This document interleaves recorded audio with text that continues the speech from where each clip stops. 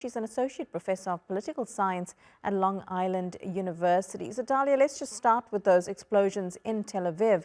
It's led Benjamin Netanyahu to now say that security operations will intensify in the occupied West Bank. How does this impact the already difficult and tense situation in that occupied area? So naturally, it's been a very difficult day for Israelis with seeing the bodies coming home of the hostages that were killed, but also this alleged bus bombings. Israel has not seen bus bombings in over a decade, and so it's harkening back to a time of great uncertainty. Now, the Israeli authorities say that they're suspicious that the bus explosion are linked to what's happening on the West Bank. So as of yet, no one has taken accountability for them. However, that the Israeli authorities are saying that this is tied to what's happening on the West Bank. So to provide some context, since the end of the war in Gaza or the beginning of the ceasefire, the refugee camps of Tulkarem, Janir, and Nur Shams have been targeted by Israeli and what they are calling their new front of the war. And they're alleging that this is a response to that. Now, we've seen the images of devastation in these refugee camps, really hard clamping down, but also the deaths of thousands of Palestinians on the West Bank. Now, what this means for the ceasefire agreement is really telling, because as you're seeing on both sides, both among Israelis and Palestinians, the concern that phase one is becoming more uncertain and that phase two will never start. We heard earlier this week, even members of Hamas saying that they're willing to hand over all hostages to get to phase two. So we're starting to see on both sides that there are those that are obstacles increasing to getting to phase two. So both on the Israeli side and perhaps if this is a suicide attack or a terror attack on the Palestinian side, that there's obstacles to getting to phase two on both sides.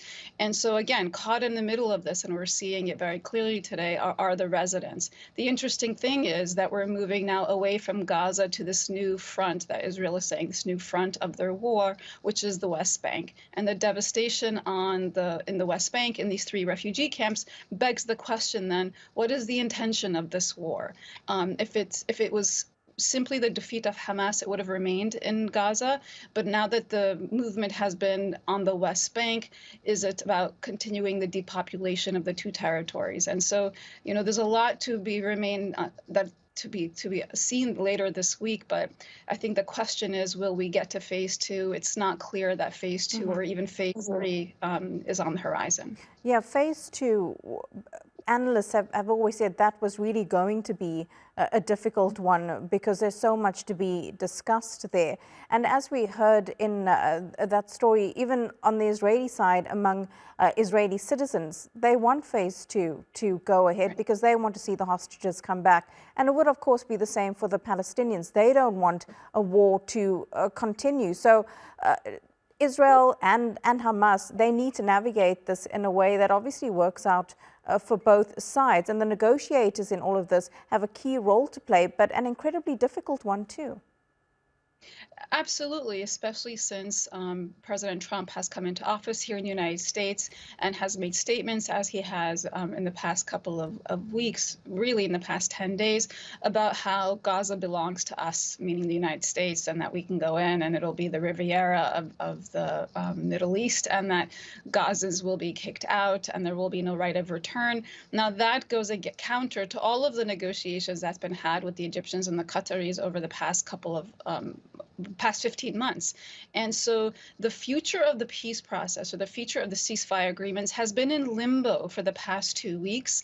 And it's creating an urgency among Palestinians and Israelis to want to push forth to get to the second phase, because ultimately it's the people who've been bearing the brunt of what's been going on. And to see that this new so-called front in the West Bank is not just increasing, but the Prime Minister has said that there will be a response to today. And so we can anticipate is that there will be even further devastation and destruction in the West Bank. And so it leaves the ceasefire not just more fragile, but again begs the question of what is with intent all along. It looks like phase three, negotiating who's going to govern, is completely off the table. Phase two is becoming more and more of a mirage, and the ending of phase one is becoming uncertain. Yeah, so much uncertainty about what's going to happen in the very near future. Dalia, always great to get your analysis and opinion. Thank you very much.